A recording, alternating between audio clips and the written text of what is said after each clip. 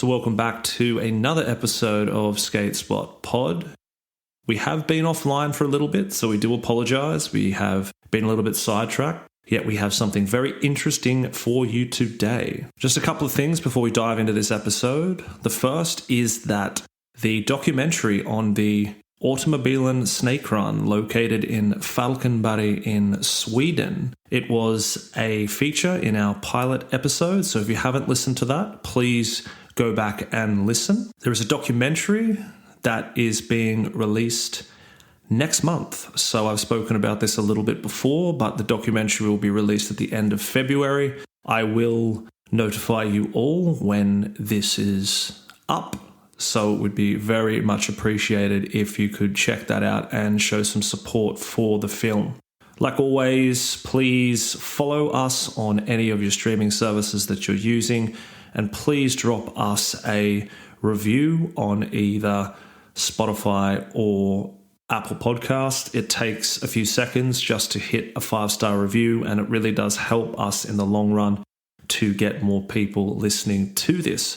So today's episode is going to be a little bit different, and it is going to be an interview that I had with two academics who have been doing a lot of research and academic papers and online articles about skateboarding history, but also in particular the preservation of second wave skate parks. So skate parks built between the late 1970s and early 1980s. So they're two great guys who have a absolute wealth of knowledge when it comes to this topic. The first is Iain Borden, and Iain is a professor of architecture. The name may ring a bell, as Iain is a very well-known skate historian. And the second is Patrick Sean Quinn, and Patrick is a professor of archaeology. And one of his latest interests is looking at the actual excavation of these second wave skate parks that are actually buried. So we really welcome these two on the episode today, and really hope that you enjoy this as much as I did having the interview with both these guys. I really wanted to get both Iain and Patrick's perspective on the Automobilen Snakerun that's located in Sweden, that was built in 1978. So if you haven't listened to our pilot episode, please go back and do that before listening to this interview. But there's a lot more to this episode than just talking about the Automobilen Snakerun. We're also going to be talking about the ROM skate park in the UK, Carlsbad in San Diego, and many other iconic parks from the 1970s, early 1980s era. So we really hope you enjoy this one. Thank you. All right. No, but I think we can kick off. And I think what would be really great is for Iain and Patty to both to kind of give a bit of a background on your credentials, professional credentials, and then also speak a little bit of how you got into wanting to research skateboard history and looking into some of your research papers that you've done around looking at, as you call it, the second wave skate parks and sort of the late 70s and early 80s. So if I think that would be a good place to sort of start. Iain, did you want to kick off? Yeah. So, hi, I'm Iain Borden. I'm Professor of Architecture and Urban Culture at University College London. I'm someone who started skateboarding in 1977, and I've skated most of the years in between, had a few years where I haven't. And I've written a couple of books about skateboarding and skate park history. I'm trained as an architectural historian, and I've got very interested in the way that people experience buildings and cities after they've been built. So not how they're designed, how people experience them. And partly for that reason, and partly because I was a student in UCLA in Los Angeles, I kind of tied all these things together in the late 1980s and started thinking about the history of skateboarding and the way that skateboarders use public streets as well as skate parks in really kind of unusual and unpredictable ways. That turned into my PhD. I did my doctorate on skateboarding in relation to the Marxist theory of Henri Lefebvre in the late 1990s. And I've been in and around the skateboarding scene and writing about skateboarding ever since. Fantastic. Paddy, did you want to give a bit of a brief introduction to yourself? Yes. So my name is Patrick Sean Quinn, aka Paddy, or Pat, and I am an archaeologist.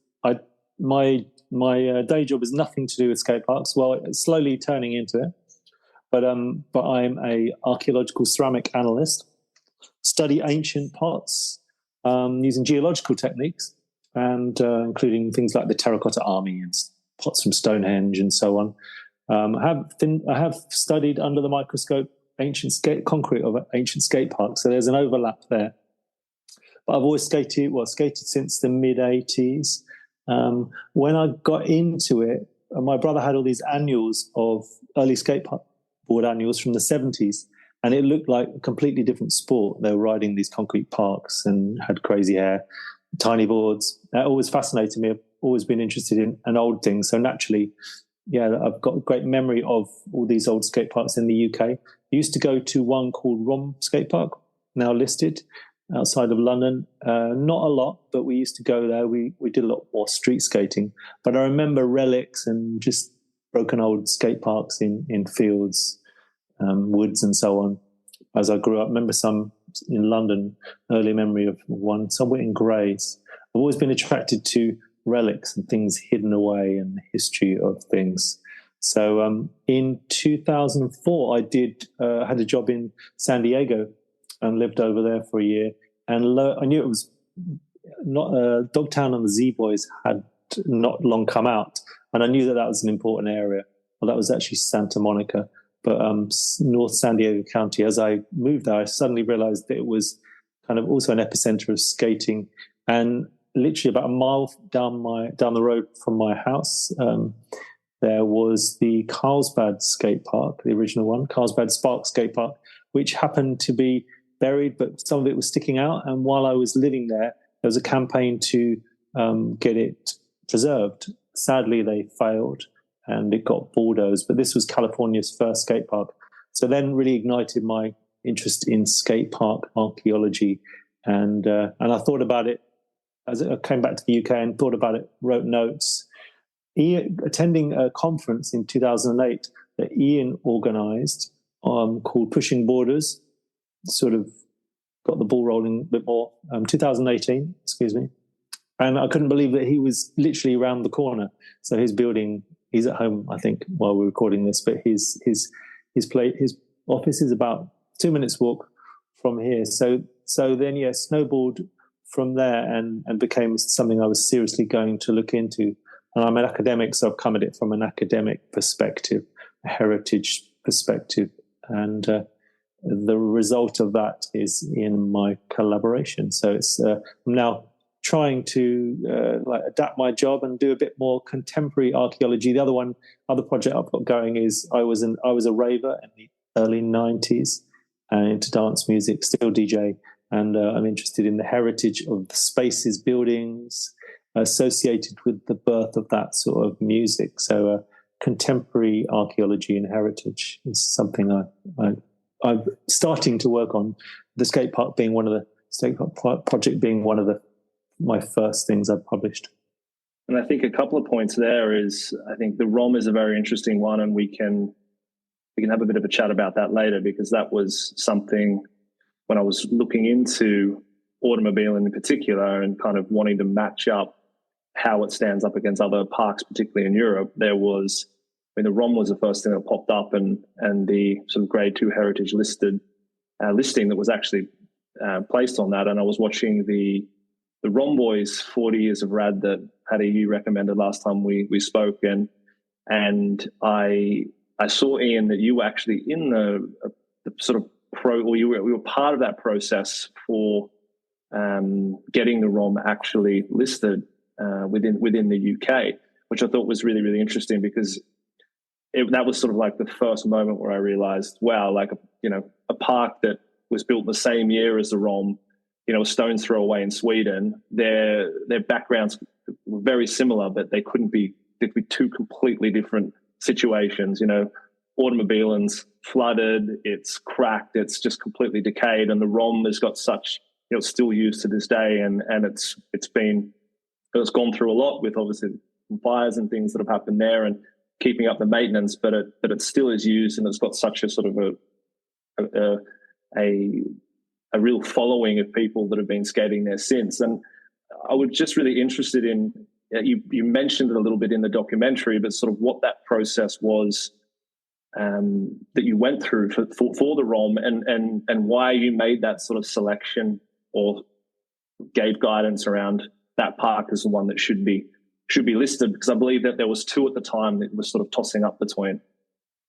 Yeah. So, I mean, ROM's been a huge part of my personal skateboarding kind of journey. I grew up in Oxford, which is about 50 miles away from London. And when I started skating in the late 70s, these amazing new skate parks had just been built. And we used to travel. Unfortunately, we didn't have one in Oxford. So we used to get the coach, travel up to London, normally go to the Undercroft at the South Bank, skate there a little bit, and then get the tube out to one of these amazing new skate parks, Rolling Thunder, Harrow, ROM, those kinds of places. And ROM was sort of the easiest to get to because it was on the tube line, bit of a trek, but it was on the tube line. And it was the biggest and best of the pretty much of the new skate parks that have been built. Maybe Harrow, maybe Rolling Thunder challenge it as well. So I used to skate that from sort of 78, 79, 80, quite a bit, and just sort of fell in love with the place because it had everything that you wanted. It had a pool, had a bowl, had a snake run, had a half pipe, had a reservoir, had a cloverleaf, had a pro shop, it had a Space Invaders machine. It had, you could buy the Skateboarder magazine. It had everything you wanted. So I had a real kind of connection with ROM. And then, kind of skated it on and off over the years, particularly in the early 2000s. And then I guess what happened in the sort of around 2012, 2013, someone called Simon Inglis, who's a cultural historian, was doing this project called Played in Britain, where they were trying to map out all the different spaces in the UK, in Britain, where people had played. And they did one bit on skate parks. So there was a section on skate parks. And it was actually Simon Inglis who first went to what was then English Heritage, who were the body responsible for heritage protection of architectural structures in the UK, socially significant structures. And that he said he was talking to them about doing a skate park. I remember he called me up and said, we're thinking of listing a skate park because as a typology, they're really important. As an architectural historian, what do you think of this idea? Oh, and by the way, we're thinking of listing Harrow, what was originally called Solid Surf at Harrow. So I remember giving him a very long, enthusiastic list of reasons why you should list a skate park, not least because if you think about what was built in the 1970s, these amazing new concrete wonderlands with new shapes and forms, they're an entirely new architectural typology. So for somebody who comes to this from an architecture background, there's nothing else like them in the world before or since. So just from a purely kind of architectural perspective, they're worth recording. Plus, nearly all of the 1970s skate parks. Maybe there were, what do you reckon? Maybe Paddy can talk about this, but probably around 1,000, something like that, maybe concrete skate parks were built in the 70s, but only a handful still exist around the world of any kind of notable size or significance. And then, of course, they're prototypes for all the new skate parks that have been built over the last 10 or 15 years ago. But the other thing that Simon and English Heritage asked me was, should we list Harrow? And I said, well, you got the wrong one. Harrow's great. It's big. but it's been mucked around quite a bit. The performance bowl's been filled in. The pools had different coping on it. You need to go to ROM and have a look at ROM. So I provided some of the historical detail of how ROM was built, how it was designed, which I'd done already in my architectural kind of research and books on skateboarding, and just gave them a bit of the historical kind of background for ROM as well. And luckily, English Heritage took that forward. I mean, the other thing that I think was amazing about when they listed ROM was the media attention that it got.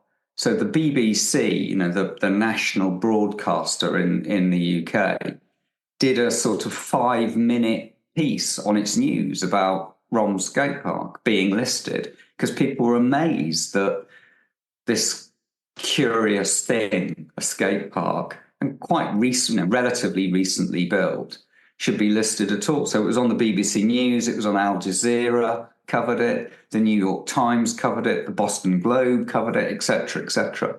And it got worldwide attention for this as well, which was great.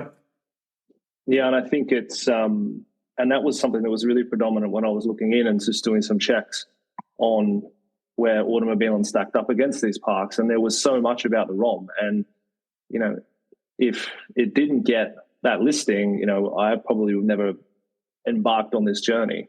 And it was to sort of set the precedent for me of like, yeah, but if the ROM can be there and do this, then I want Automobilen to be at least documented somewhere and have the credit that it actually deserves. But when you also made the point on just structurally how impressive these places are, I mean, I don't have any background in architecture, design, nothing like that. And I mean, I've surfed and I've skated pretty frequently throughout my life, but more surfing than skateboarding. But, not really knowing that much about an old skate park, when I first sort of saw a structure like that with not really knowing much at all about it, it's just something that's so impressive about it. So I think it really resonates with me of you don't necessarily need to be, a hardcore skateboarder to really appreciate the history and just how different the designs are than are used today. And I think there's a lot of sort of had a bit of a mystic feel about it, because I've never been to ever a park that old before, and it was just so impressive to actually see that in the flesh. Yeah, they're curious things, skate parks, because they're kind of ageless. People talk about them as concrete relics and concrete dinosaurs, but if you're not an aficionado of skate park design and you go to a skate park, it's kind of impossible to date them or work out how old they are. They could be 100 years old, they could be 5 years old. You really don't know. And this is a sort of a technical point, but I think it's quite interesting for when people are thinking about listing or preserving other skate parks in other places, which is how you define their historical value. And also, what kind of object are they? So one of the issues that English Heritage had is, well, how do we define this? It's not a building. It's not a park. It's not a natural landscape. So they had to kind of get their heads around the fact that they were listing a kind of urban landscape rather than a natural landscape like a park or a building with an enclosure and a door and windows and entrance and a roof and all that, stuff. So just from that point of view, it was quite tricky for them to they wanted to list it, but how to get it to fit into their existing categorizations. Oh yeah, I would second that they are subterranean structures mostly, which is there isn't much other. Just looking in the UK, and particularly sporting, taking Simon Inglis's book as an example, other sporting structures, there aren't too many other things similar, you could say. So racing car tracks, and there's part of one listed, banking of one listed in southwest London. On the topic of their value, obviously they were a new structure that appeared in the landscape, this kind of moonscape concrete humps and bumps, frozen waves. So it was something new and exciting. But it's also what that represented in terms of a new culture arriving, particularly in the UK on these shores, Californian surf-style culture, which was very new and exciting. Iain experienced it when it first came over, and certainly post-urethane. And so in that respect, it's got the parks are of historical value because they're a sort of material manifestation of something new that arrived on these shores and really influenced youth culture. And the other thing is obviously their communal value in our paper, we had to go through these categories. We took a model that Historic England uses with evidential, historical, aesthetic, and communal value, and had to sort of assess the value of old skate parks in terms of those, which they're the criteria used when they're considering listing a structure or building. In terms of the community, obviously skaters are very centered around space, and they congregate to places, be they skate spots. By that I mean things that were not meant for skating, which are skated, which Iain's done a lot of work on, found space, but also pre-built skate parks to cater for skaters. And so there were always places where skaters congregated, met, shared ideas, also expressed themselves. And so they're of value to the skate community. And as Iain's highlighted in a lot of his research, skateboarding has gone on to be more than just a sort of outcast activity for a small number of people. It's influenced culture in the present day. And in that respect, they're of communal value. We could argue that too. So on quite a few levels, skate parks are historical value, and therefore an argument can be made to preserve them. But I think what Paddy says is right. You know, this thing about skate parks is they're not sports facilities. I mean, they are, but they're not. They're a place where people go to skateboard, but as much as anything, they're social spaces. They're like, you know, what we call in England a village green. They're where people come around and spend a lot of time talking to each other. You know, you look at a skate park, at any one moment, 90% of the people there are watching and talking rather than riding. And that's quite difficult to capture. And it's an essential part of it. And obviously they're activated through people who actually skate. The other thing I would say about ROM, about why it has managed to survive, and maybe this has some correlation with Automobilen as well, is that it's always been privately owned. So it was set up, it was the land is owned by one company, one family, and then the site, the skate park, is leased to another. So for most of its time, it's been leased to the Greenwood family. That's now passed on to another group or through another couple of groups. But it was never owned by a municipal council, and it was never run by a very rapacious commercial developer. Essentially, it was owned by a family, one way or another, who kind of put, you know, the Greenwood family at ROM put, you know, blood, sweat and tears into ROM over the years. But it also meant that, you know, maybe because they didn't have a lot of money, they didn't muck around with it. So the equivalent park in London, Solid Surf at Harrow, it started off the same way, but passed into municipal local council ownership. And they've at various times changed it and, you know, moved it around a bit. So that's why it's not so original as ROM. And I think it's a really good point, because I think in Automobilen's case, it's sort of a little bit like a double-edged sword. I think if it was on sort of council land, it would probably been well gone by now. But I think the differences is that the owners who have had that, it's been changed. Sort of owners change hands multiple times, and I think there's been no incentive to work with it. And as the documentary will kind of show, there's just been very interesting history related to that area. So I often think about that, and now it's at a point where it potentially could make it more difficult for Automobilen to be protected for the fact that it is on private land, because there is obviously needs to be negotiations with the current owner and all those sorts of things. But one of my questions, I think, and either of you can answer that. So when something is listed in the UK, what is that on sort of like basic terms? You know, what having that, what does that mean? It doesn't mean it's actually protected. It means that they have to go through a procedure in order to make modifications to it or even destroy it.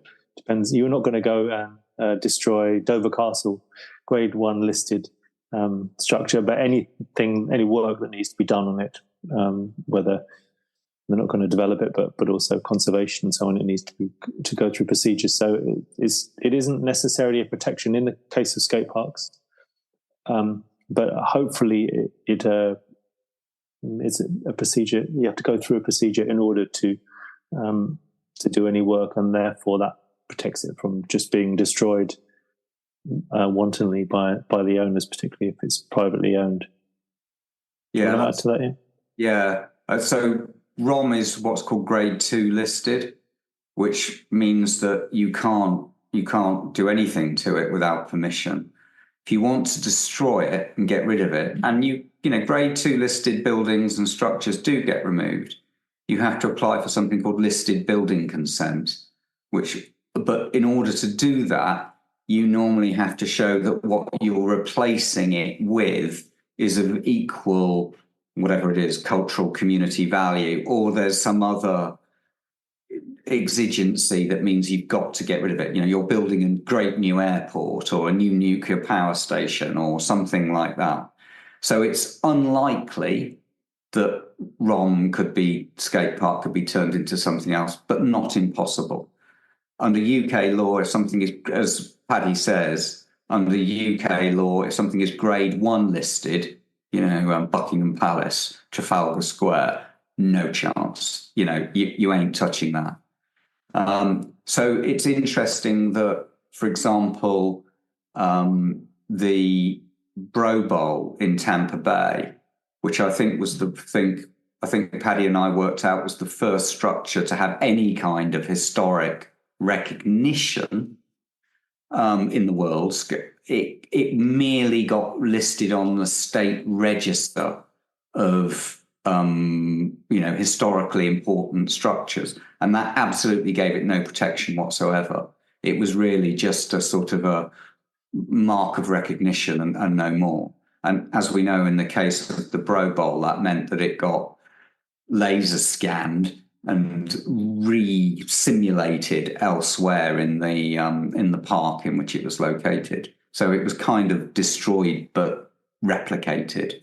And in its case, its heritage protection didn't list it. The other structures in the world, one other structure that's listed is the Snake Run in Albany, in Western Australia, and I don't think we're very clear on exactly what protection that listing or that recognition gives the Snake Run. It may be that it's got protection, or it may be that it's just a historical value kind of tip. We need to find out more about that. Yeah, agreed. I'm not sure about the Snake Run. And the Bro Bowl, it was a start. Maybe that had some part to play in it being laser scanned. As an archaeologist, the idea of laser scanning and replicating heritage is not one I necessarily agree with. However, it shows the power of skaters and the value of these structures, that you can imagine how much it costs to laser scan it and to build it elsewhere. They actually excavated the moguls from the center of the Bro Bowl, and they're beside the replicated Bro Bowl itself. So a lot of money was spent, and possibly the heritage recognition of it did help. It didn't stop it being destroyed. But there are different levels of recognition, acknowledgement. Anything is welcome in a way, because it is highlighting the importance of the structure, and that would hopefully prevent something serious being done in the future.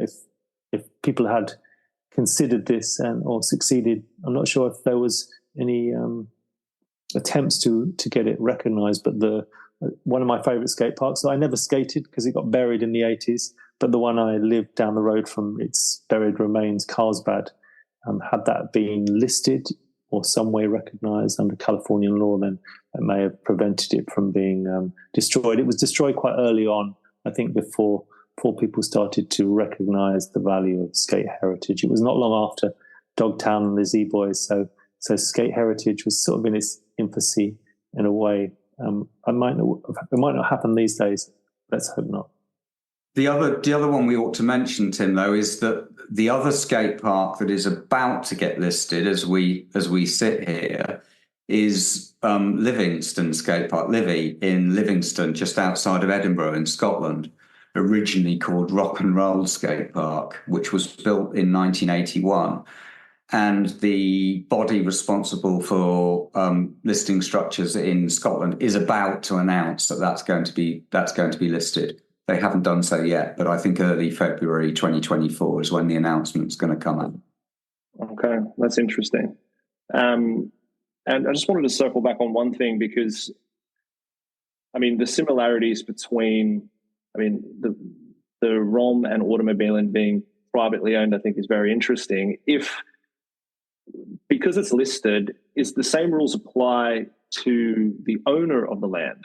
So if they wanted to destroy it, would they have to go through the same process?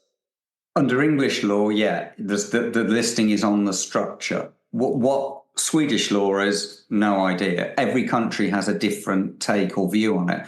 And I'm not sure that, what the process is in America at all for protecting structures. And presumably there must be something, but I'm not aware of it. Paddy may know more. So it would depend on Swedish law. But in the UK, it doesn't matter who you are. If you go and muck around with a listed structure and you do, bad things to it, you can end up in jail. It's a serious offence. You do not want to muck around with a listed structure, and that applies to the owner as well as equal to everybody. I just, before I forget about it, I wanted to comment on why ROM. Well, firstly, about the private ownership, that can be an advantage because if the owners don't care about the land and just leave it there. For example, Chinks Peak in Idaho, which is privately owned and has just been abandoned for a long time and is still in fairly good condition apart from a tree growing out in the middle of one of the bowls. If that was publicly owned and not used, then it may have been removed.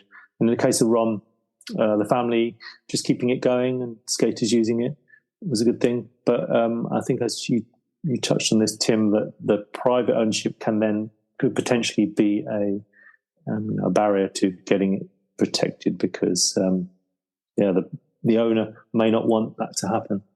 You're mentioning Carlsbad as well, because the Automobilen, apparently Carlsbad was a bit of influence for Automobilen, and the only really thing that's sort of similar is the almost like donut in the center, and apparently that was based off the moguls at Carlsbad.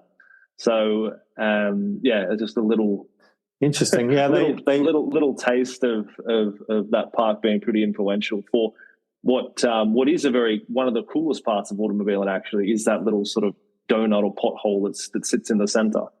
It's like an egg cup. Yeah. Looking at and thinking about cities these days, like in the UK, you've got these historic buildings and then some awful 70s and 60s things.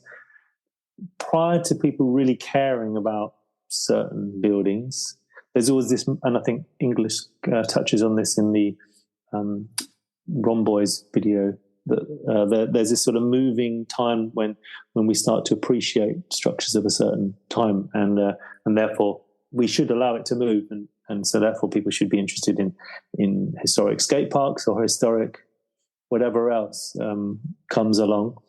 But until they're appreciated, then they will continue to be destroyed, and so we're left with what's remaining until people start to recognise them and then to protect them. So we're at a critical point here where a couple are recognised and potentially protected, at least listed, but a lot of other ones are not, and they could could be lost, including Automobilen. So yeah, it's important to highlight their importance and get something done about it.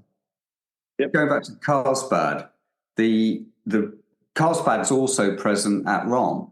So the company that designed and built ROM and a series of other similar skate parks in Britain were this company called G-Force and their constructors, Skateboard Construction Limited, but particularly this person, Adrian Rolt. And he went over to the States and went to San Diego and looked at Skateboard Heaven and went to Carlsbad and went to Skatepark Paramount and basically picked up all these bits. So the pool at ROM is a copy of the pool at Skateboard Heaven in Spring Valley near San Diego. The Performance Bowl is a copy of the great big Verti Bowl at Skatepark Paramount. And I don't know for certain, but I'm 99% sure that he went to Carlsbad and copied the moguls, and that counts the moguls at ROM. So ROM and Automobilen are cousins or brothers or sisters. They're related. They've got, they're daughters from the same father, but different mothers or something like that. They're related in some way. The other thing about ROM that I think maybe it shares with Automobilen is the value of the land. So ROM, the land, it's slightly complicated, but the land it's on basically cannot be, the wider bit of land that it's on is not zoned for any other use. So the landowner, rather than the Greenwood family that owned the skate park, I think would have, at some point, would like to have redeveloped it for housing. But they've never been allowed to do so by the local council. So effectively, it's been protected by a wider kind of planning zoning. Whereas you think what's happened to Carlsbad and many of the American skate parks, they get turned over and they get used for shopping malls or RV parkings or condominiums and so on. So I'm guessing that the land that Automobilen sits on isn't, basically one of the reasons why it's not being turned over is, well, what else would you put there? Is it likely to have a shopping mall put on it or condominiums or, houses? From what I understand of it, no. No, and I think too, it's just, it's such a big solid chunk of concrete. I think it's quite costly to actually start to remove it. But I think, Paddy, as you mentioned as well, I think it was around Carlsbad, they sort of wanted to push getting it demolished, and it's for building something there, but now it's just a vacant block of land. So it was kind of a bit deceptive. What happened was it got dozed in 2005, but it was 10 or 15 years until they did anything with that. I moved away at that point, but I've looked on aerial photography. There's great aerial photography sites for California, and you can see that they hadn't built on it until maybe 2017. It's a massive food. That's important. We need them, but a food distribution hub, some kind of huge warehouse. But it was vacant for a long time. And my impression is the developer just wanted it gone before there was obviously discussion about it becoming a museum. And so that's probably why they removed it too. So it's just after all, skate parks, I think it's important to remember this. They're like just a covering on the earth. So Carlsbad, looking at how they made one of the first parks, they literally just ploughed the earth with some diggers and then laid concrete on top. So it's like a crust on top of the mud. And so they are easy to remove with the right gear. I went down to the site of Carlsbad after it had been dozed, and they literally just wiped it off the face of the earth, and it was little bits of concrete laying around, of which I picked up a piece. So it was quick to remove, and not many people cared. So I think the developer just wanted it gone as soon as possible.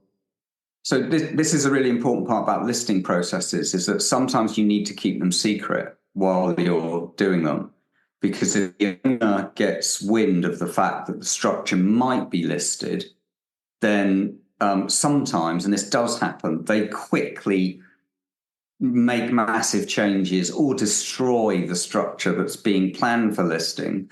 And sometimes it's a race for the owner to destroy it before the listing gets announced, because once the listing's announced, then they can't touch it.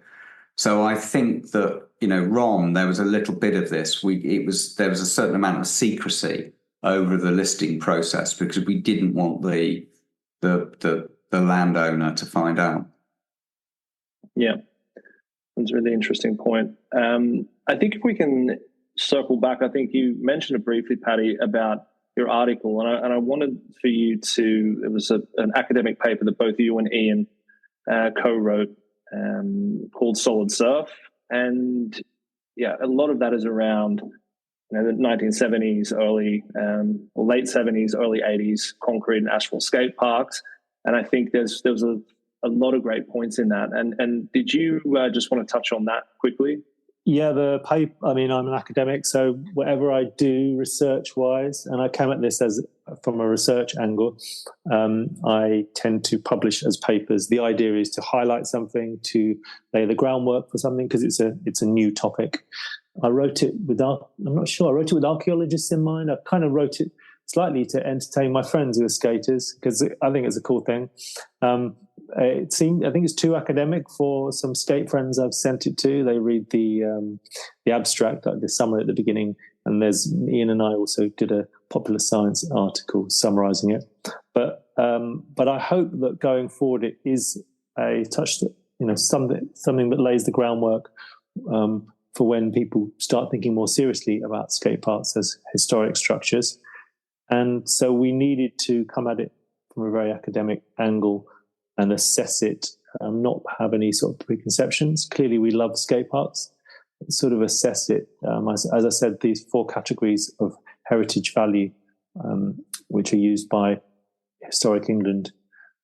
And I think we demonstrate, we had several case studies. Those are Carlsbad, Rom, Albany, the Bro Bowl as a skate park that's got replicated.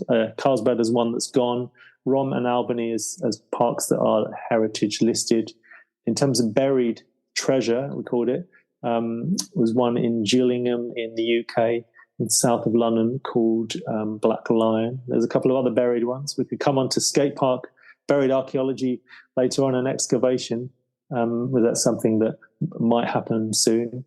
And then the other ones, we had a category of little things. So the UK had, after California and Florida, the UK had the most number of skate parks in the late 70s. So more than any other state in the UK, in the US, apart from California and Florida, and more than any other country, including Australia and Japan. And because there were so many, and because of our heritage law, perhaps, and our attitude to old things, we've now got the biggest concentration of remaining second wave skate parks and structures. But there's a lot of little things. One near where I live, in Dover, in Kent, just some banks in the end of a tennis court. And so we had a category in the paper called small finds, which is a term in archaeology for like pottery and glass and metal, things you find when you dig up. So that was sort of archaeology pun. And we assessed a few of these unusual structures in wood somewhere, whether those are of value. The conclusion was that they weren't necessarily, they're unlikely to be protected. On that note, not all skate parks created equal. Some are huge multi-component parks like Rom. Automobilen is pretty small, but it's not how challenging it is from a heritage point of view. And I really like the old surf style skate parks that don't have vert, and Automobilen fits into that. So they don't have to be extremely challenging and complex to be of value. I like classic cars, really old ones that don't go very fast, but might have nice curves, like Morris Minor or Beetle or something, equally as beautiful and as relevant as a 60s, 70s Ferrari. In the paper, then we had specific aims, like to say, are they of value? And we could justify that on multiple levels. What needs to be done about them. And so we took our cues from, the heritage of sporting structures is not a new thing. It's becoming increasingly popular, particularly for things like, or towns, also music heritage. Anything heritage can be useful to promote places and commercially important. Livingston, for example, as a town, I'm not sure what else it's got going for it. No disrespect for the people of Livingston, but it was put on the map by Livy Skate Park, and no doubt light will be shined on the town again soon when they list it. So the importance of sporting structures more widely is appreciated, and we used a model used, I think, in Manchester, which was document and monitor heritage structures, increase awareness, and then also develop a framework, protect and conserve. And so we went through skate parks and addressed how people had done this and what needs to be done. So sort of setting an agenda for a new topic, which is skate park heritage and archaeology.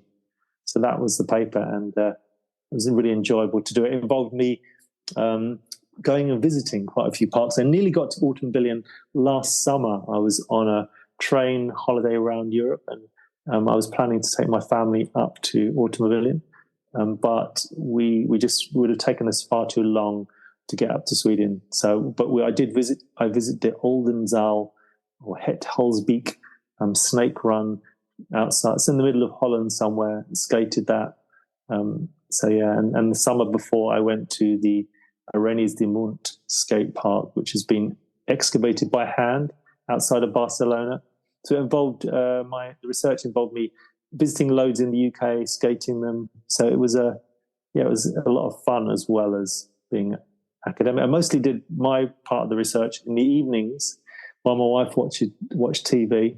A lot of it web-based, so it wasn't. As I said, it's not my normal line of work. So it was kind of a labour of love.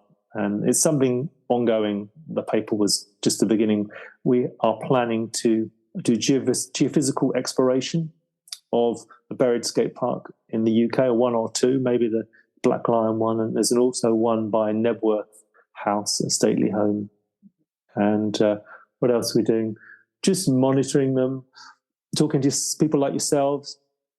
We want to build up a network of like people with similar interests around the world, because we can't monitor all the ones. Certainly Latin America is a fairly blank spot for us. We don't know too much about the various skate parks left there. So yeah, the study doesn't end with the paper. It's just the beginning. No, and I was very happy because in your academic paper, there's like a map on one of the pages, and you've got a pin there on Automobilen. And I think one of my goals I stumbled across this place in 2001, and my real end goal was just to have it published. And when you're, Googling, skateboard history and old skate parks, 70 skate parks, for it to actually appear, because there were so many parks that were built so many years after that are getting a lot of credit, and they're very well documented. So I think just having it featured like this has been very satisfying for me. And you both also wrote an online article as well about Automobilen, which I think is I'm just so happy to see that it's actually documented and it's starting to get some more publicity. And that one was called the 7 Original 1970 Skate Parks That Show Why These Urban Treasures Should Be Protected. And I guess what my next, few questions are more around, how did your interest come about in Automobilen? Like, what are those things that make it stand out for you and actually want to, put it in your research papers and articles and things like that? I know that originally I posted some videos up on Instagram, and I think Iain, you were one of the first people to share that, which was fantastic, and you got a lot of views and a lot of comments around it. So I think that was one of your first experiences with Automobilen, but I'm really just annoyed to gauge what kind of what you think makes it stand out and what's so sort of interesting about it. I'm embarrassed and annoyed that on Instagram, my most viewed post is basically a repost of yours about Automobilen. So that got a lot of attention, and that was the first I think I'd heard of it. I mean, one of the things that I think has been really interesting about the project that Paddy initiated and I contributed a bit to with our articles and so on is just finding out that there are other things out there. You think you know everything, kind of. I'm pretty sure there isn't another ROM scale skate park in Europe. There might be one somewhere in South America, but I doubt it. Maybe there's one, from the 1970s. Maybe there's one in, North Korea that we don't know about. But I'm pretty sure we know that. But actually, there are all these other places, and Automobilen's a great example. The places that aren't maybe as big as ROM or as complicated, but have, they're really interesting because of what they contributed to the scene at the time, but also their kind of unique shapes and the fact that they're unlike most skate parks that are being built today. So, and the other thing I think is really amazing is meeting people who are, involved in them and finding out that there are other pockets of activity and making those connections. So it's a bit of a sort of a crowdsourced project as well, because people say, "Oh, have you seen this and have you seen that?" And like all things in skateboarding and many other things in life, these connections and networks start to build up. I have to say, one of the other things that I think is really nice about Automobilen is just the light that it shows that not all skateboarding is in America. Obviously the USA has been incredibly important for skateboarding, but actually there are lots of other histories and communities around skateboarding over the years which are just as meaningful to the people who are in those scenes. And that's, evidently the case in Automobilen as well, in the love and affection that people have for it. And it's not all about California or Florida. I also became aware of Automobilen through you, Tim, and your podcasts, and you took an amazing picture of that. It flooded. It has a certain charm to it because it's in a junkyard. It's flooded. It's got a really odd shape. I'm not sure. I've described it as a pretzel. I'm not sure what it must be like to skate, and I can't see the line in it. You might sort of go around the corner and then to turn around and come back. And also the egg cut bit in the centre. So in this respect, it's quite unique. It's an unusual sort of organic looking structure. It's very far north. Might be one of the furthest north. It might be the skate park that's the furthest north. We'll have to have a look compared to the Canadian one, say in Vancouver. But it's definitely very far north in Europe. It sounds like it's one of the only ones in Sweden. One of the only ones in Scandinavia, which makes it significant. Its rural location is odd, and I quite like that. It's going to be a bit of a trek to get there. I looked into it, which is why I didn't go in the end, because it would have taken me too many hours on the train. Would have to drag the family up that way when we were eventually going south to Berlin and so on. But in many ways, it's quite appealing. I think we have a soft spot for certain sorts of structures, as I was trying to say earlier on. They need not be challenging and large. They just got a certain atmosphere or feel to them. The idea of it being near a junkyard and it's a relic that's hidden away, that it's flooded and so on is good.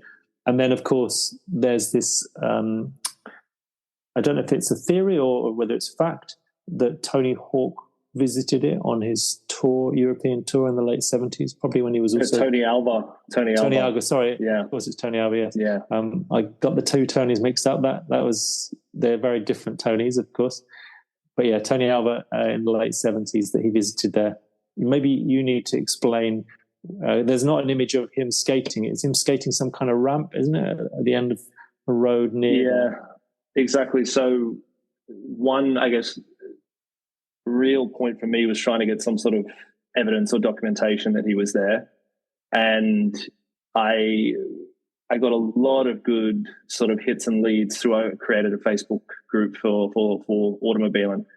And there was a very influential photographer, Win Miller, at the time, who took most of the iconic shots of Tony Alva from the 70s and 80s. And he has on his Instagram, and it's an image that's been it's been used in a lot.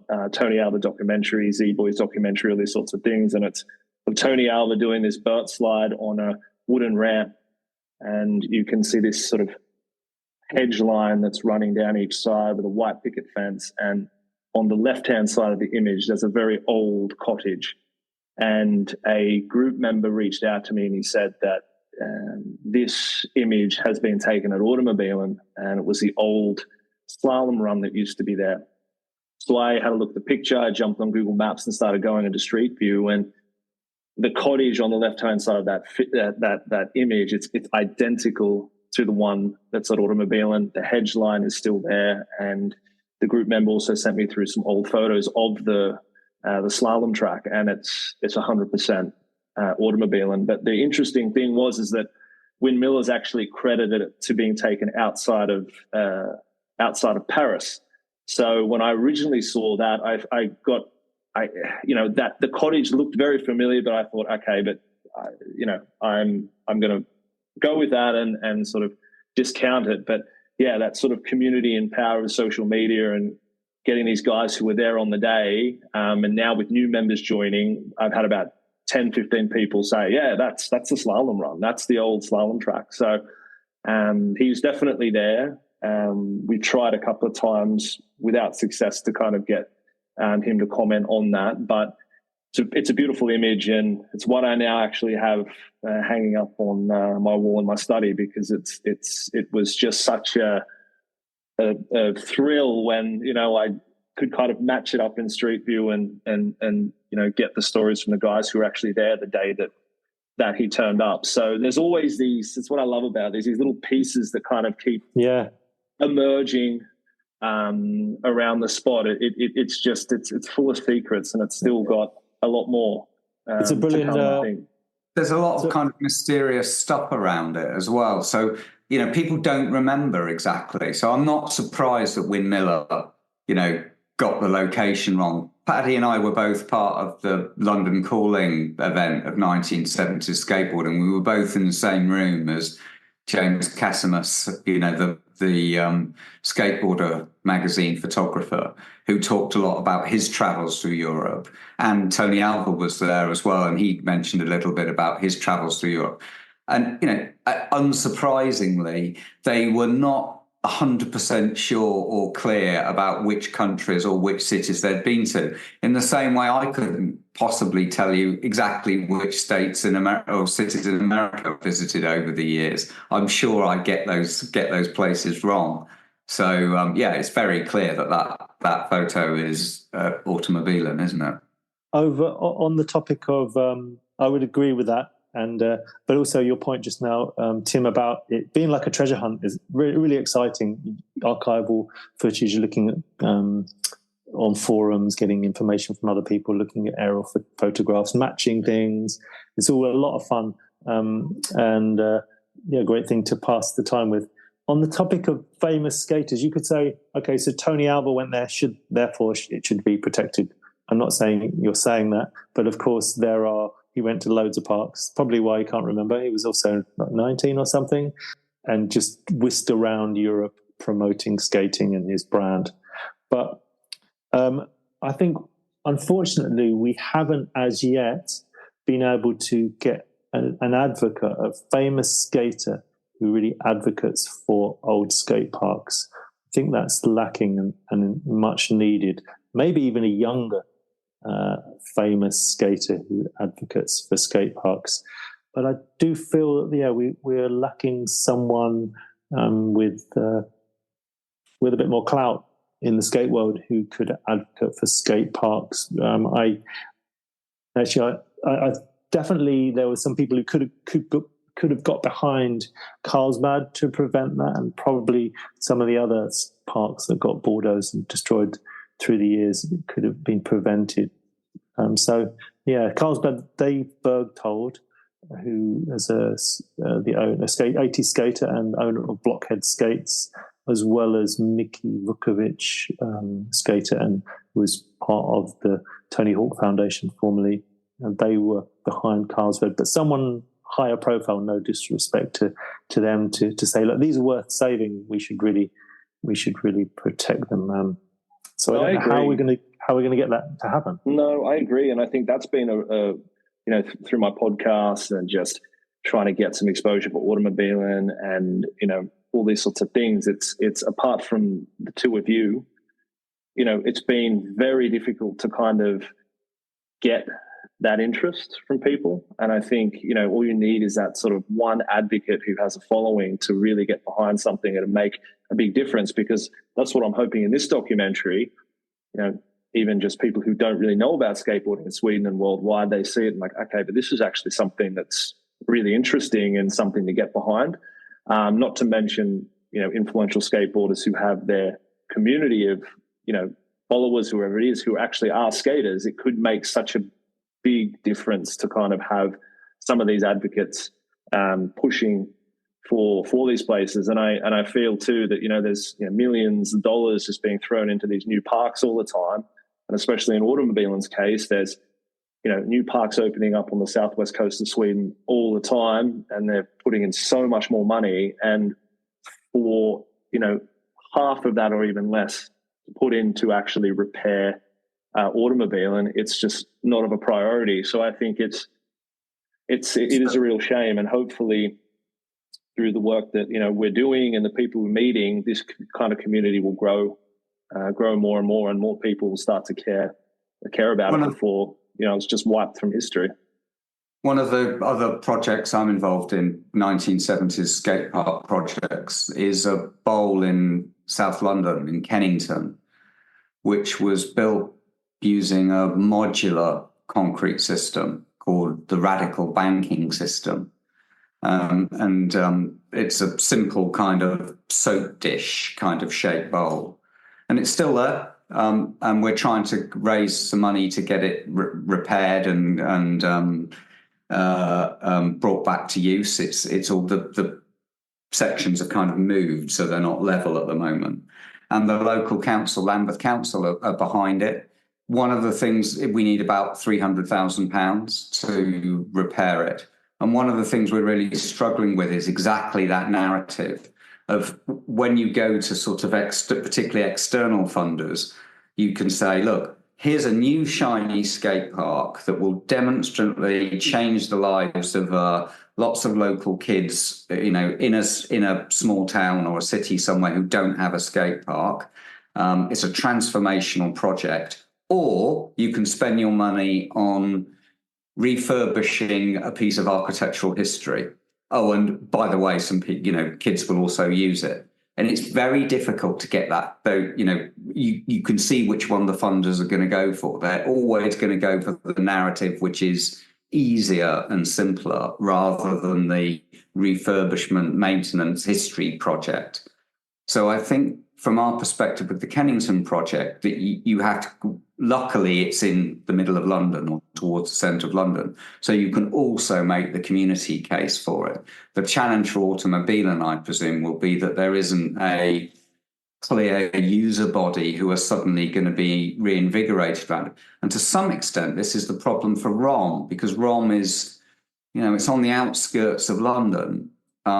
And so the people who are now taking charge of ROM have got to build that whole community story to get the funding together, because although it's listed, it is in a pretty rough state. It's had no money spent on it for many, many, many years. It needs hundreds of thousands of pounds spending on it, if not millions.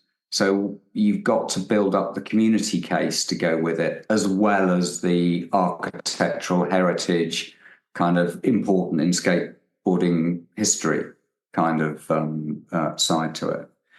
The other thing that I'd say is curious about ROM, and maybe, I don't know if the same applies from Automobilen, but no really famous skateboarder is associated with ROM. So if you think of Del Mar, you think of Tony Hawk. If you think of Marina Del Rey, well, there's 30 skateboarders who you kind of associate with the Dogtown scene.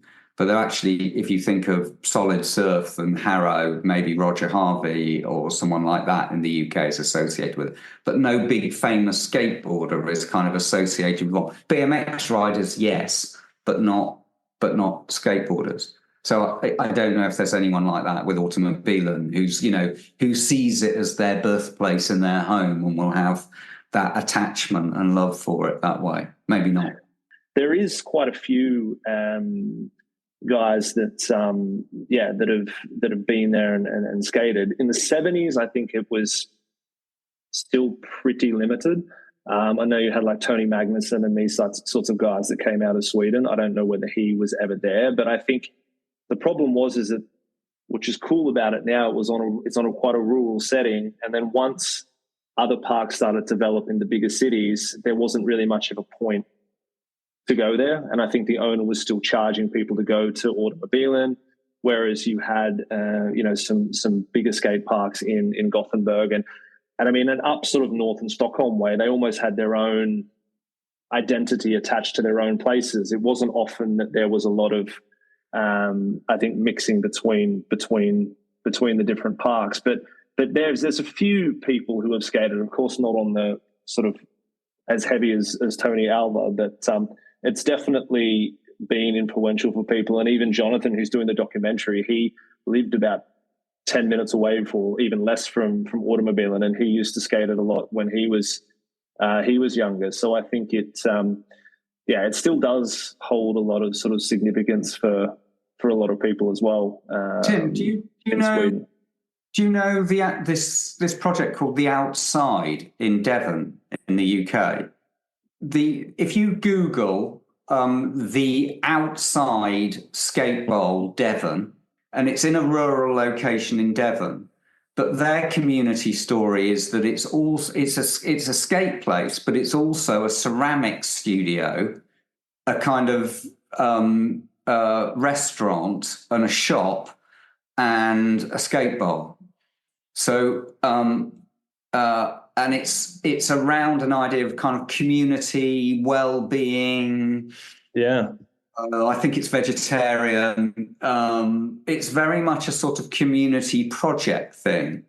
And if I were thinking of, something that's sort of the size of Automobilen, that's not in a town, this is a new build project. It was built, and interestingly, it was built by, what are they called? Beton Park. Yeah. That's really cool. It's not a million miles away. Okay, it's got vert and coping and so on, but it's a really interesting project. Yeah, it's a community vibe. It's not If I were looking for a vision of what Automobilen might be or might become, maybe there's something in here as to what it might turn into. Yeah, and because it's never going to be a place where 100 school kids, definitely way home from school. But it could be a groovy, well-being, kind of environment. On that topic, in our paper, we explore ways of protecting skate parks, and one was to old skate park. One was to incorporate them within other things, and an example is the surfing turf, or the turf in Milwaukee, that they're planning. I think it's now still not happening, but they're getting closer to I think starting it, which is to incorporate it within a new skate park. So to have the original bowls, which were buried and unearthed about 2010. Still are flooded currently, but to renovate those and include them in a larger skate park. But just including Automobilen within something else, which is what Iain was saying. So, you of course would need the permission of the landowner, and they'd have to be fully behind it, which it sounds like they're not at the moment. But the first step would be to recognise, have its historical value recognised somehow. But going forward in the future, something else to bring people there, as well as having like a little museum, skate museum. You can't, even though it compared to Rome and other places, it's fairly small in terms of skate parks. It hasn't had, as Iain pointed out, famous skaters who cut their teeth there, like Del Mar did, and so on. You mustn't lose sight of the fact that it seems to be the only one left in Sweden, one of the only concrete skate parks from that era. So, surely a case can be made for it being preserved and a place where people can visit, celebrate Swedish skate history. Absolutely, because there's nothing left. I mean, there was a lot of them had been demolished. So there was one in Gothenburg, and it's no longer there. There was a really famous indoor park called New Sport House, and that's where, which is on the front cover of a skateboarder magazine. It's the only front cover that exactly the non-American skater and taken outside of the UK. I think, is that right? Yeah, I think so. Exactly. But I think I've got a couple of final questions, and I think in terms of like dates, right? So like for something to be built in 78 and for me, I'm kind of categorizing as well, it is still very skatable. So it's very old, but also, if it was drained, you could still skate it in the state that it's at. How unique is that? I mean, for something in the date, to be built in the June of 1978, and it's also still rideable based on your research of other parks that are buried or, in terrible shape, and you can barely do a thing there. Is that unique? It's not unique, but Paddy, correct me if I'm wrong. We reckon there are 4 big multi-component skate parks in the world left today. Yes. Next category down are probably skate parks like Automobilen, Automobilen Snakerun, trying to think of others, Derby which is Santa Cruz, which are kind of snake runny type things. The Dutch one. I would say they're not big skate parks, but they're not small finds. They're not just a little bank somewhere. How many do you reckon of those, Paddy, there are? 10 maybe? Around like 10 to 15, because you've got the one in Brazil, and also in central Chile. But maybe 10, 15. Yeah, so it's not it's not unique, but it's quite possibly one of a couple of handfuls of skatable 1970s survivors. Yeah, and for that reason, they're extraordinarily valuable. Yeah, no, exactly. On the topic of skate parks, the ones that Iain just mentioned, the ones that aren't the surf, there are some asphalt ones. So there's one in France that's just, you can see it from Google Earth now. It's just the bits of tarmac are just in shreds. There's no way it could ever be reskated without totally replacing what was there. But the concrete ones that aren't buried or completely flooded, Automobilen is. Actually, even the ones that can be flooded can be drained. So it's quite durable concrete. And sometimes, you can get soft wheels and ride a rough surface. You can fill in some of the holes. So a lot of the skate relics that exist can still be skated.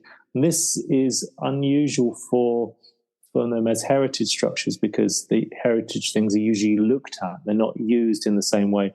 But skate parks aren't they're surfaces, aren't they? They're usually subterranean surfaces, and because they are steel ridden and we can still ride them, then that poses interesting questions in terms of conservation.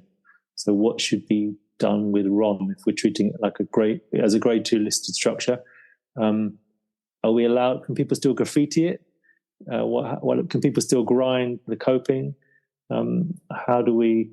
It's going to be ridden and degrade. How do we repair that surface? It is just a surface. I tried to make that point earlier on. It's got several layers of concrete usually, but it is just a surface on some mud that's been dug out. And so, that's not quite your question, but definitely Automobilen, the fact that it can be skated, is one of a handful of still skatable relics from back then. It's only really the ones that are buried or the ash sport ones, of which there don't seem to be too many, that are fragmented, that can still be skated.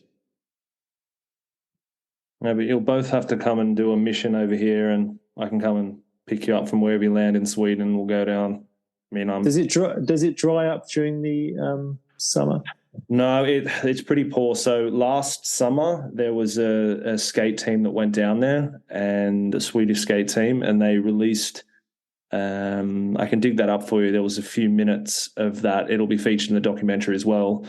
But for I think the free skateboarding magazine, and they went down there and drained it with a pump and everything, and had about 2 days there riding it. So some of that will be featured in the documentary. And it's some great footage, so we can still definitely get in there. But I think you'll need to kind of, get your bucket or a pump and get into it, because it just, I think the next weekend people went down there, it was full with a heavy downpour. So that would probably be the minimum, sorting the drainage out in some way, because the more it just fills up, it looks like some type of, the Loch Ness Monster's in the bottom of there or something. It looks very some old tires. Talking about about draining things. That's part of the culture of skating, if you believe the Santa Monica Sea Boys Alva story. It is sort of turning up and making it skatable. So there's maybe something to run with there, that it, in order to ride it, it's a challenge. It's a community effort to make it skatable before it fills up again. That's another thing that Automobilen and ROM share in common, by the sound of it, which is rubbish drainage. ROM has real problems with its drainage. It's probably never had a proper drainage system, and then over the years, what there is there gets collapsed or blocked and so on. So that's one of the things that's got to happen with ROM.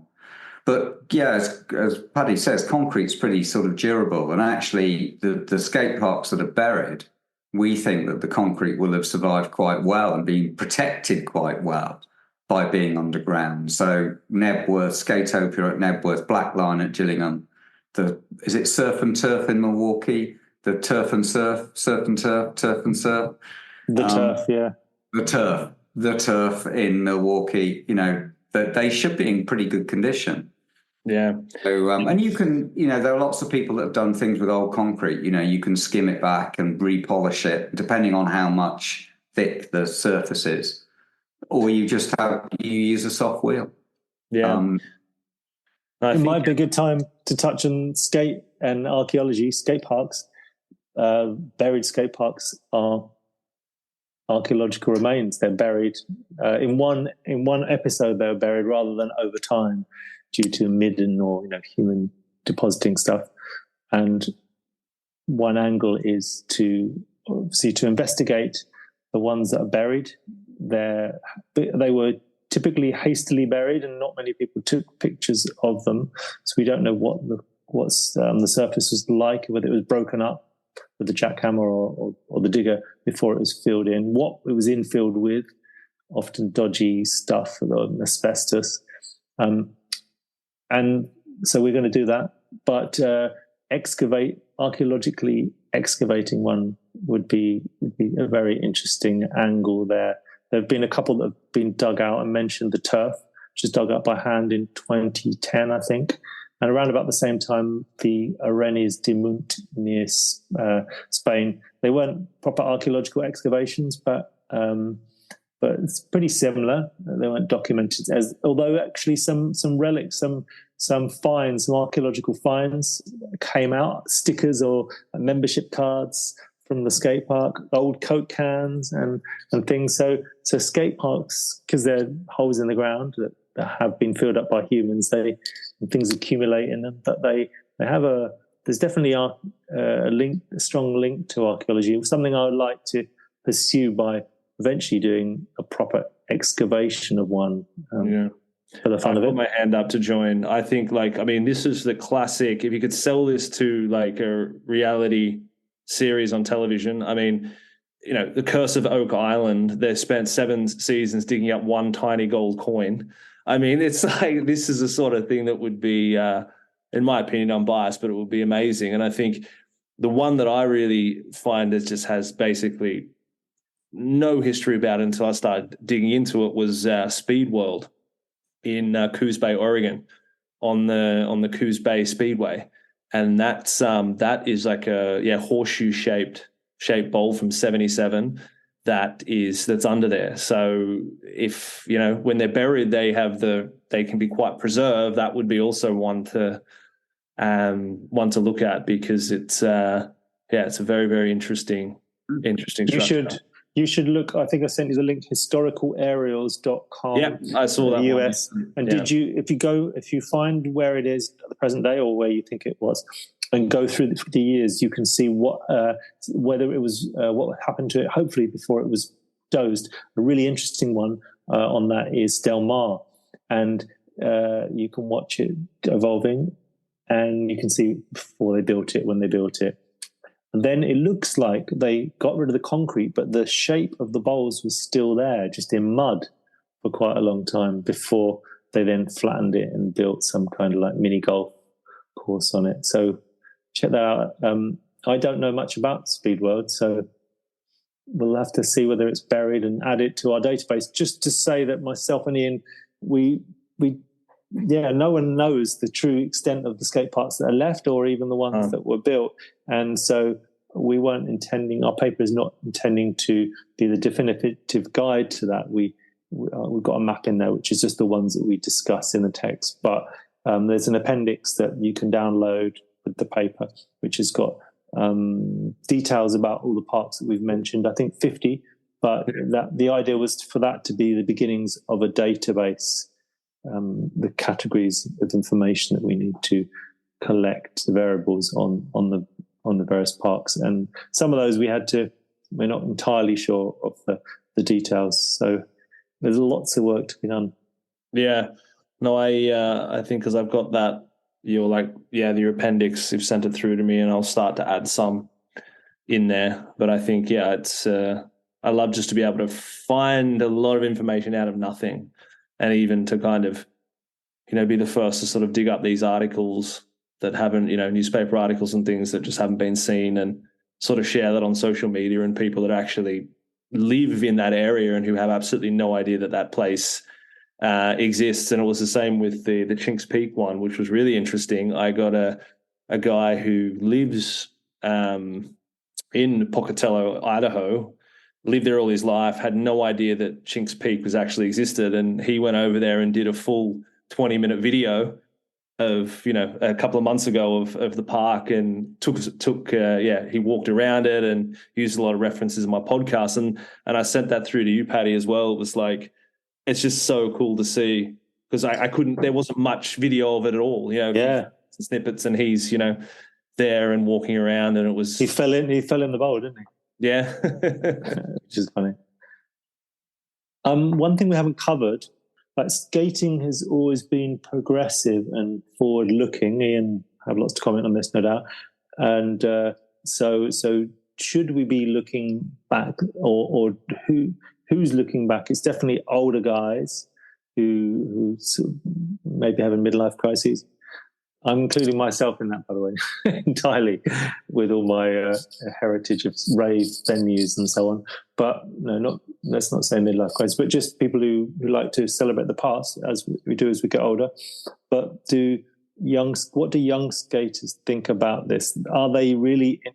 My neighbour works with a company who run this new multi-story skate park near me in Folkestone. Really hit the news, that one. And his son, he's not a skater at all, but his son is. And so I gave him a few old skate books. Say, look, this is about the history of skating. He wasn't really interested in it. They're looking to the future. They're looking for the latest tricks and the raddest new parks. May not even be interested in parks. So are we is it just this niche interest that we share, or can this be, for it to be of value, let's say for heritage bodies to get behind it? You could say that ROM was a novelty, but there was just they listed it for novelty or for their own PR, but it has to appeal to more than just a small sector of middle-aged guys, and skating is quite progressive, so this is not a progressive thing we're doing. But Pat is right, isn't it? The challenge is, how do you make this stuff connect? It can't just be, well, it can be just a history project. There is value because they're old. And there is a reason to preserve things for that. But really, most heritage now is about how things connect and resonate with contemporary values. And in a way, that's always the case with heritage. We preserve the things we value. So how do we, make these things valuable? But I think the answer to that, to some extent, lies partly in the connection between old skate parks and new skate parks, because new skate parks would not have existed without old skate parks. And indeed, you could go further back if you wanted to. And I know Finland is not in Sweden, and I know Finland is not part of Scandinavia, but the origins of skate parks, to some extent, lie in a swimming pool which Alvar Aalto and his wife designed in Nurmaku, which then gets translated into another swimming pool in Northern California, which gets translated into suburban pools all over California, which then get translated into skate parks, which then go all over the world. So there is a kind of circuit there. But the real thing, I think, is in the community values and the kind of the culture of skateboarding. So I think one of the reasons why skateboarding had such a big resurgence recently, it's not for technical reasons or moves or for skate parks per se. It's because skateboarding has its values that are having their moment. So all those things that we know about experimentation, creativity, taking risks, being entrepreneurial, building community that's sort of democratic and flat, building communities that are diverse and welcoming and inclusive, not without their problems, but more inclusive than many others. All these things connect around skateboarding. So that's why I think places like ROM and places like Automobilen will have their future, is their degree to which they can connect with contemporary society. And, maybe that's why a project like The Outside in Devon is also quite interesting, because it sort of reinvigorates that with other social values around health and well-being and community and creativity in new ways as well. I think the future of skate parks and skate spaces in general will rely on their ability to tap into all different kinds of community situations. And that'll vary from town to town, village to village, city to city, country to country. And I think the challenge for Automobilen is to find its own special uniqueness in the place where it is. Yeah, if I had the money, I'd just buy the whole thing and turn it into a retreat, and it'd be great. Well, I think The Outside has a bit of a not hippie retreat, but it has a sort of rural. No, definitely, I think it's a very good comparison. Yeah, maybe it could be a junk near where I used to live, Rochester, outside of London. There's something called Diggerland, where you kids can drive JCBs and dig up earth. So they could have like a car crushing like a junkyard theme park. I'm joking here. Yeah. As well as skating. About it being a niche thing and sorry, I am old, and you're generational, more younger, and it's good that people in their 30s are interested in it. I don't know how many 16-year-olds, 15-year-olds just skating, but about skate park heritage being a very niche thing driven by people like ourselves. It needs people to highlight things if they're not on the radar in terms of structures, buildings that need to be protected. It needs someone who's interested in a niche thing to see, to anticipate what's coming next and to highlight it. So even though it might not have much appeal to many other people, a wider group of people, at the moment, in the future, people look back and maybe thank us for it or thank the other people involved, English heritage. So you need to sort of look to the future. I think that's the point made by Inglis in the Rom Boys thing, that you need to anticipate what is going to be important in the future to protect things for future generations. Who knows, the skaters of 10 years' time, the young skaters could be really into their 70s parks and without us protecting them now, they wouldn't have any reference point. So that was it for today's episode. We really hope that you enjoyed this interview with both Iain and Patrick, and that you were able to get some more information into some of the people out there who are also very passionate about skate history and preserving these iconic skate parks from the 1970s and early 80s era. Again, please drop us a 5-star review. It only takes a few seconds to do so, and we would very much appreciate it. Until next time, we wish you a great morning or a great evening wherever you are in the world. So take care for now. Bye-bye.